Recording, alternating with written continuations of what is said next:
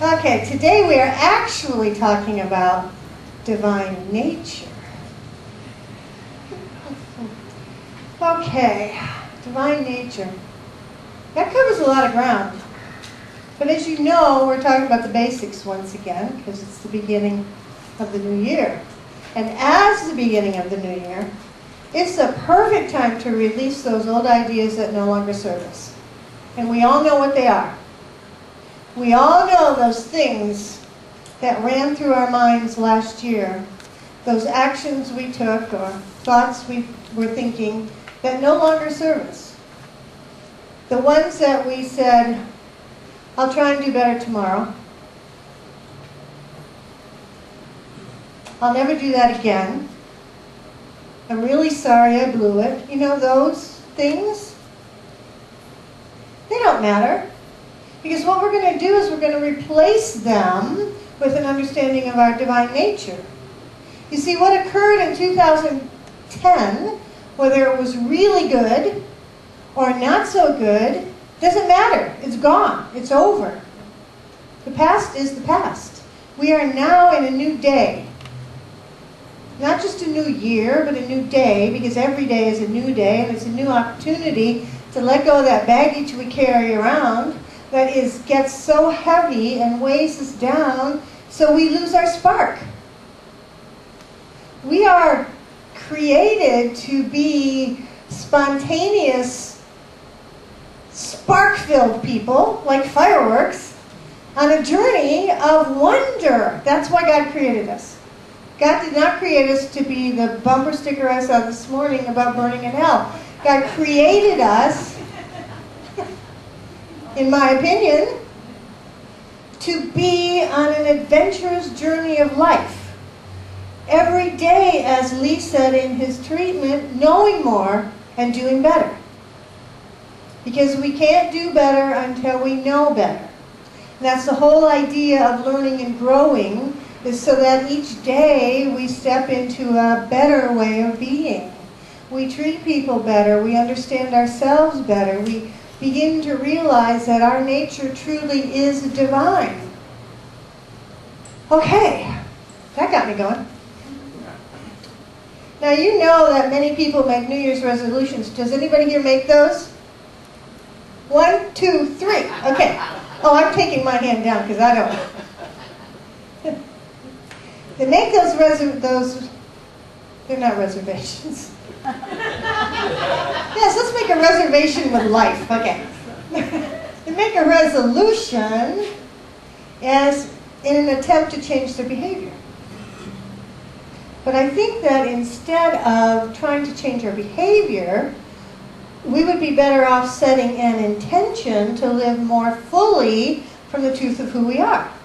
Because when we set that intention and begin to live from that truth, our behavior automatically changes. It may not change overnight, but what happens is, instead of being on automatic pilot with that behavior, we begin to see ourselves, we observe what we're doing.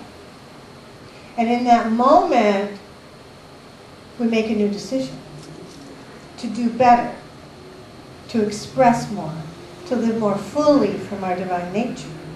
And it is in that moment that we realize that, I don't remember if you sang it or you said it, but one of you said, there are no mistakes. Was you, okay. There are no mistakes because as we move into what we call mistake, we begin to see it for what it is. It's a directional signal that says, okay, this is what just happened, and I'm going to be more clear about what I'm thinking, saying, and acting. That's the really good part about life, is every single day we have a new opportunity to move in a new direction and to better understand our divine nature and to know that that's the truth of who we are. To step out of the mud and into the clear lake of beauty that is life. Okay. It is January, and typically, as I told you last week, Science of Mind centers talk about the basics. I loved telling you about Dr. Holmes last week. I had such a great time. And this week we're moving into chapter 1. Because in January we typically cover the first 4 chapters. It's our opportunity to look at our basic beliefs and see if we're moving forward. Or if we've gotten just a little too comfortable in what we believe. Because you see, when we get too comfortable, we tend to just stay there. We don't step out into more, into better. Because this is pretty good. I like where I am now. But life is about growth. It's about always having a bigger understanding of who and what we are. A lot of people, including me for the first time, come into this teaching and feel, this is wonderful. Some say, this is what I've always believed. I didn't say that, because I didn't know what he was talking about. I walked into a religious science church and it sounded wonderful and comfortable and made me feel good. But I couldn't have told you what he said when I left, because it was so opposite of what I'd always known that I didn't embody it. I just heard it. But a lot of people come in and say, oh, this is what I've always believed. I'm so happy to be here. And they settle in to listen to the words that validate them. Don't we love to be validated? We'd like to know that what we say and what we believe and what we do is right. Now, on an intellectual level, it's really easy to understand that there's one source that created everything. I stood outside this morning. You all know I like to go outside early in the morning, just see God everywhere. And I stood outside this morning and I kept saying to myself, there's only one, there's only one, there's only one. There's God and nothing else. And then my mind said to me, there is God as everything. There is God as that tree, as those birds you hear. There is God as every person on the planet. There is simply God and nothing else, in this great wave of peaceful understanding enveloped me. And I thought, if every moment of every day we could all have that moment, the planet would be so different, wouldn't it? It would be entirely different. But to have that experience once a day or once a week, or once a month, depending on where we are, means we're on the road and it's okay. We're moving in the right direction. We have a connection with Spirit, even if we're not always expressing it.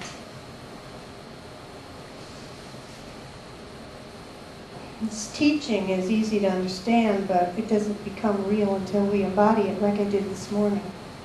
Until we embody it. And then we're able to apply it in our lives, in our daily lives. And until we do that, not much changes. We can spout all the great teachers. We can tell you what page Dr. Dyer said what about what. I know people who can say, on page 232 in Dr. Holmes' textbook on paragraph 4 it says, I can't do that. Actually, I don't want to, so that's probably why. But we can spout all these words, but until we live them, they don't have a great deal of meaning. Because nothing new happens in our life of any consequence. Things get a little easier, but we don't leap into that greatness that we know we are, where we experience peace and harmony and prosperity.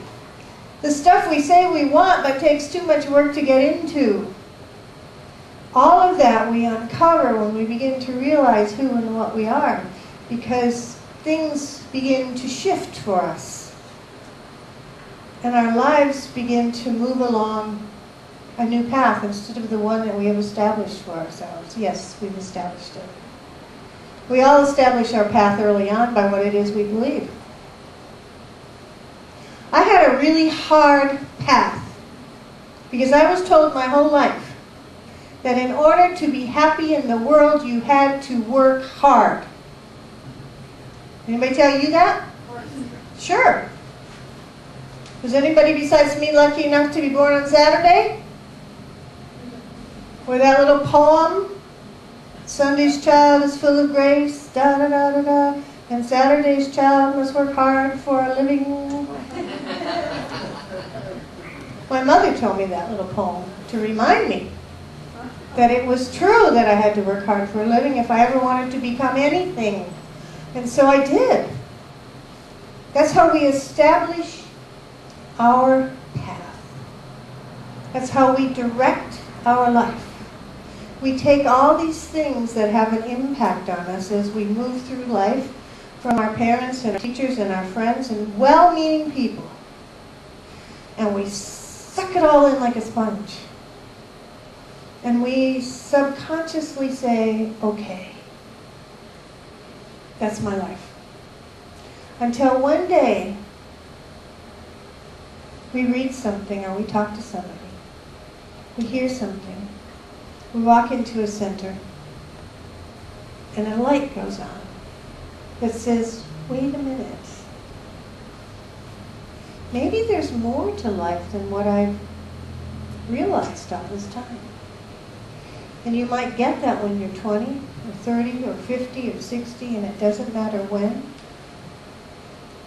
It only matters that we open up to a more wondrous way of living.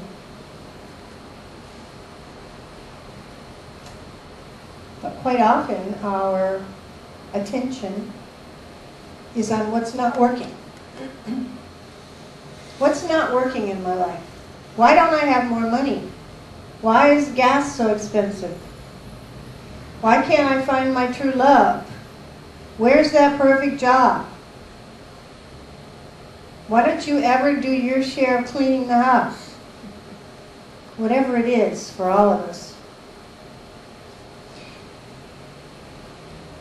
We look at what's not working or what it is we want to experience.